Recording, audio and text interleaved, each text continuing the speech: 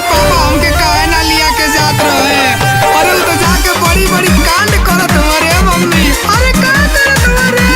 अरे उ का करत रहे सुनो तो के बतावत ही सुन।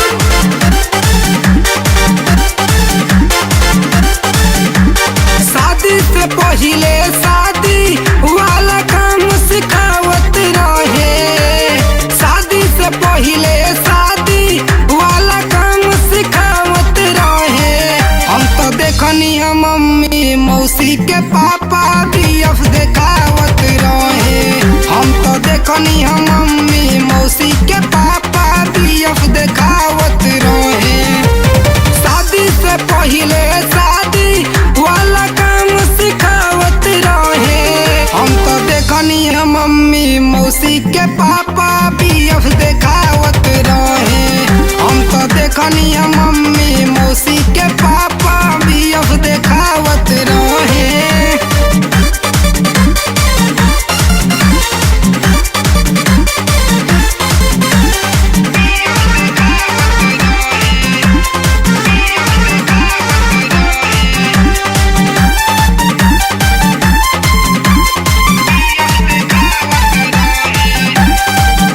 मौसी पसुतल रहे नकल लगा के। धीरे धीरे अहिले पापा गोड़ा दबा के। मौसी पसुतल रहे नकल लगा के। धीरे धीरे अहिले पापा गोड़ा दबा के।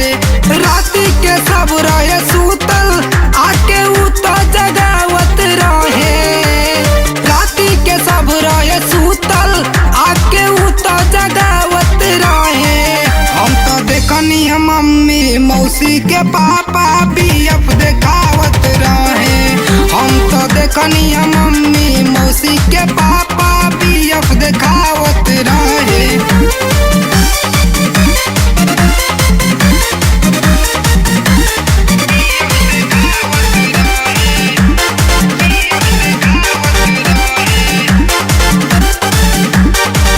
लागता कि करल चाहत रहले बियाह रे।